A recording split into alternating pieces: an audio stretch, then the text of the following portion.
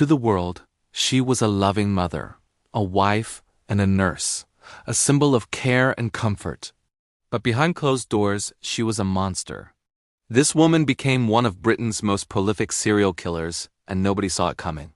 For 2 decades, Mary Ann Cotton is believed to have poisoned up to 21 people, including her own mother, friends, husbands, and even her children, and her reason was devastatingly simple: insurance money. For years, her secret was buried with her victims under a single diagnosis: gastric fever. Sickness was just a part of daily life, so no one suspected a thing. But a single arrogant comment would expose a horrifying truth and bring her killing spree to a shocking end. Mary Ann Cotton was born on Halloween in 1832 in a grim, coal mining village, entering a world defined by hardship. The industrial north of England was a brutal place, and for the working class, life was cheap.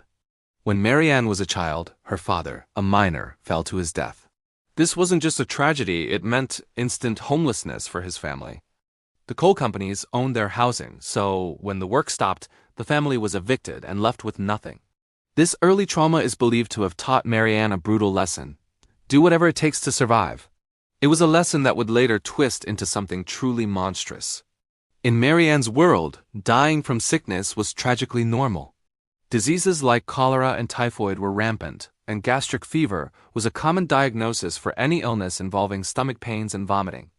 This became Mary Ann's ultimate weapon because the symptoms of gastric fever were almost identical to arsenic poisoning. And arsenic was the key to everything. It was cheap, readily available from any shop for killing rats, and best of all for her, forensics didn't exist, making the poison completely untraceable in a body. In 1852, Mary Ann married her first husband, William Mowbray. They had several children, but then a horrifying pattern began to emerge. One by one, the children started dying. The official cause of death was always the same: gastric fever. While that sounds shocking to us today, high infant mortality rates made this a common tragedy, not a scandal. Then, in January 1865, her husband William also fell ill with a sudden stomach ailment and died. Again, the doctor cited gastric fever. After his death, Mary Ann collected a £35 life insurance payout. It wasn't a fortune, but for a widow, it was a lifeline. More importantly, it was a revelation. She sent her surviving daughter, Isabella, to live with her mother, took the money, and moved on. Family had become assets to be insured and then liquidated. With every death, Mary Ann grew bolder. Her career as a nurse provided the perfect cover. Who would suspect a person giving you medicine or a cup of tea of being a cold-blooded killer? She married one of her patients, George Ward, in 1865. Within a year, he too died from a gastric illness, and Mary Ann collected another insurance payout. Next, she became a housekeeper for a widower named James Robinson in 1866. A wave of death followed her. First, Robinson's baby died. Then, during a visit from Mary Ann, her own mother died. Soon after, Mary Ann brought her daughter Isabella to the Robinson home. Within weeks, Isabella was dead, along with 2 of Robinson's other children. A grieving Robinson married Mary Ann in 1867. But he was different. He grew suspicious when he discovered she was a thief, running up debts, and relentlessly pushing him to get life insurance. He refused and kicked her out, becoming the only one of her 4 husbands to survive her. Unfazed, Mary Ann moved on, illegally marrying her next victim, Frederick Cotton. Not long after, she moved the new family to a village conveniently close to an old flame, Joseph Nattrass. The deadly cycle spun again with terrifying speed. Soon, Frederick died of gastric fever, allowing Mary Ann to cash in on his insurance policy. Her lover, Joseph Nattrass, then moved in as a lodger. He also died suddenly, but not before changing his will to leave everything to Mary Ann. By 1872, Mary Ann had perfected her craft, hiding behind society's expectations and medical ignorance. But her expertise bred a fatal arrogance that would be her downfall. Now living in West Auckland, only one person stood in her way: her 7-year-old stepson, Charles Edward Cotton. In a moment of pure carelessness, she approached a local official, Thomas Riley, to try and have the boy put into a workhouse. When Riley explained she would have to accompany the boy, Mary Ann made a fatal mistake.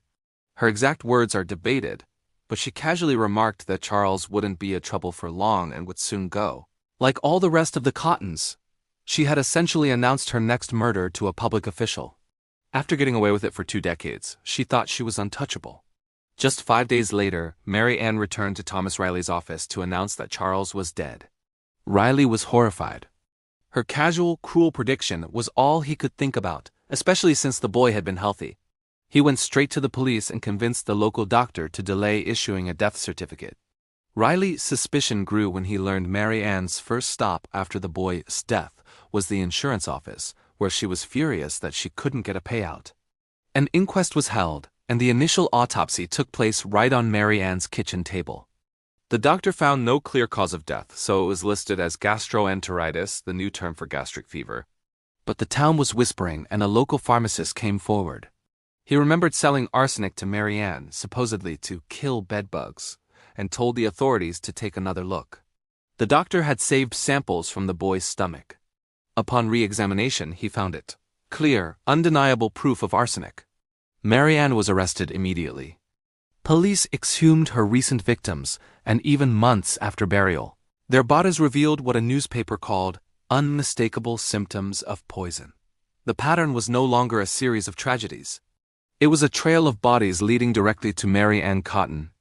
Her trial for the murder of Charles Edward Cotton began in March 1873. While awaiting trial in jail, she gave birth to her 13th and final child. Her lawyers made the only argument they could. Their defense was clever. Charles had died accidentally by inhaling arsenic dust from the cheap, green wallpaper in their home, as arsenic was common in household products at the time.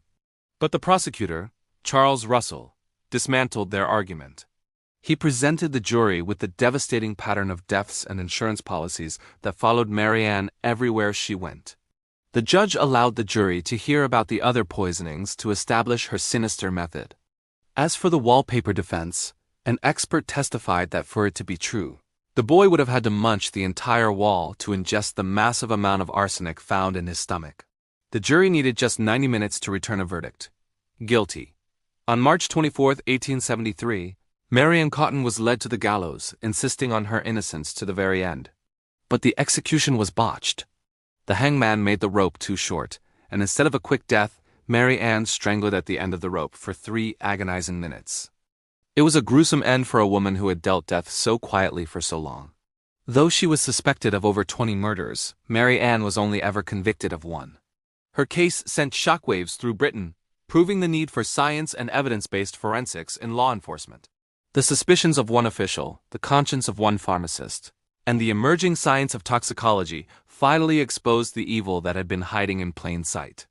Mary Ann Cotton's legacy is not just in the number of people she killed, but in how her crimes forced the world to see that the deadliest poison can be served with a smile and a warm cup of tea.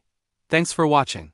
If you found this story as fascinating as we did, be sure to like and subscribe for more deep dives into history's most compelling mysteries. See you next time.